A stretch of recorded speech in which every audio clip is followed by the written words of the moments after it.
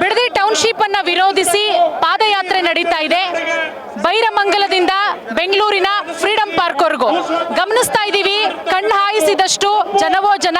ಬರೀ ಬಿಡದಿ ವ್ಯಾಪ್ತಿಯ ಜನರಷ್ಟೇ ಅಲ್ಲ, ರಾಜ್ಯದ ಬೇರೆ ಬೇರೆ ಜಿಲ್ಲೆಯಿಂದ ರೈತಾಪಿ ವರ್ಗದ ಜನ ಬಂದು ಇಲ್ಲಿಯ ರೈತರಿಗೆ ಬೆಂಬಲ ಕೊಡ್ತಾ ಇದ್ದಾರೆ.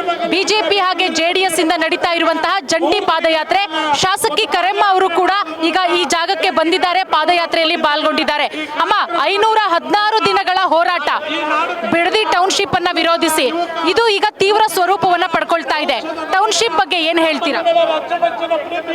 ಈಗ ಸುಮಾರು 516 ದಿನಗಳಿಂದ ರೈತ ಮಹಿಳೆಯರೇನು ಪಾದಯಾತ್ರೆ ಮಾಡ್ತಾರ.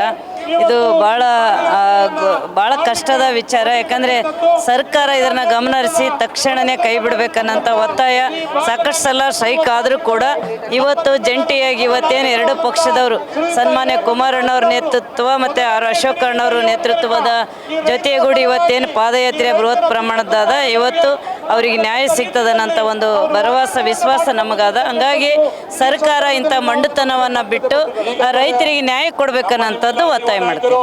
516 ದಿನಗಳ ಹೋರಾಟ ಈಗ ತೀವ್ರ ಸ್ವರೂಪ ಪಡ್ಕೊಳ್ತಾ ಇದೆ. ನೀವು ಕೂಡ ಗಮನಿಸ್ತಾ ಇದ್ದೀರಿ. ನಿಖಿಲ್ ಕುಮಾರಸ್ವಾಮಿ ಅವರ ನೇತೃತ್ವದಲ್ಲಿ ನಡೀತಾ ಇರುವಂತಹ ಹೋರಾಟ. ರೈತರು ಪ್ರಾಣ ಬೇಕಾದ್ರೂ ಬಿಡ್ತೀವಿ, ಭೂಮಿ ಬಿಡಲ್ಲ ಅಂತ ಪಟ್ಟು ಹಿಡಿದು ಕುಳಿತುಕೊಂಡಿದ್ದಾರೆ. ಇಲ್ಲಿ 9,000 ಎಕರೆ ಏನಿದೆ, ಇಲ್ಲಿ ಯಾರೂ ಕೂಡ ಎಕರೆಗಟ್ಟಲೆ ಜಮೀನು ಹೊಂದಿರುವವರಲ್ಲಮ್ಮ.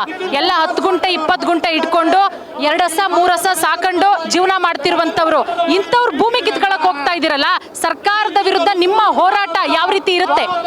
ಖಂಡಿತವಾಗ್ಲೂ ಸರ್ಕಾರದ ವಿರುದ್ಧ ಮತ್ತು ನಮ್ಮ ರೈತರ ಪರವಾದಂಥ ಒಂದು ತೀರ್ಮಾನ ನಾವು ಸದಾ ಮಾಡ್ತಾ ಇರ್ತೀವಿ. ಯಾಕಂದರೆ ನಾವು ಸೆಷನ್ನಲ್ಲಿ ಕೂಡ ಬಿಡದಿ ರೈತರಿಗೆ ಅನ್ಯಾಯ ಆಗ್ತದೆ ಆ ವಿಚಾರವಾಗಿ ನಾವು ಒಗ್ಗಟ್ಟಿನ ಒಂದು ಹೋರಾಟ ಮಾಡ್ತಾ ಇದ್ದೀವಿ. ಎಲ್ಲ ಶಾಸಕರು ಇವತ್ತು ಸನ್ಮಾನ್ಯ ಕುಮಾರಣ್ಣವರು ಮತ್ತು ಸನ್ಮಾನ್ಯ ದೇವೇಗೌಡರು ಇವರೇನು ನಮ್ಗೆ ಒಂದು ಮಾರ್ಗದರ್ಶನ ಕೊಟ್ಟರೆ ಅದರ ಪ್ರಕಾರ ನಾವು ಹೋರಾಟ ಮಾಡ್ತಾ ಇದ್ದೀವಿ. ಈಗ 3 ದಿನಗಳ ಪಾದಯಾತ್ರೆ ಬಗ್ಗೆ ಇಲ್ಲಿಂದ ಫ್ರೀಡಂ ಪಾರ್ಕ್ವರೆಗೂ ಕೂಡ ಪಾದಯಾತ್ರೆ ಇದೆ.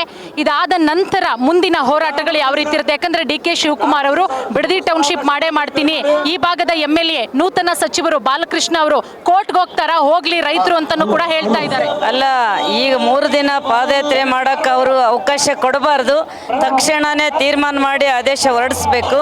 ಯಾಕಂದರೆ ಈ 3 ದಿನ ಸ್ವರೂಪ ಇನ್ನು ಇದಕ್ಕಿಂತ 10 ಪಟ್ಟು ಎಲ್ಲ ರಾಜ್ಯದ ಎಲ್ಲ ಜನ ಮಹಿಳೆಯರು ಎಲ್ಲರೂ ಬರ್ತಾರೆ. ಆದರೆ ದೊಡ್ಡ ಪ್ರಮಾಣದಲ್ಲಿ ಈ ಹೋರಾಟಕ್ಕೆ ಬೆಂಬಲ ಸಿಗ್ತದೆ. ಸರ್ಕಾರ ಇಲ್ಲಿ ಏನು ಟೌನ್ಶಿಪ್ ಮಾಡ್ತೀವಿ ಅಂತ ಹೇಳ್ತಾರೆ, ಅದು ನಮ್ಮ ಭಾಗಕ್ಕೆ ಉತ್ತರ ಕರ್ನಾಟಕ ಕಲ್ಯಾಣ ಕರ್ನಾಟಕ ಮಾಡಲಿ ಅಂತೇಳಿ ನಾವು ಒತ್ತಾಯ ಮಾಡ್ತೀವಿ. ಆಯ್ತಮ್ಮ, ಥ್ಯಾಂಕ್ ಯು.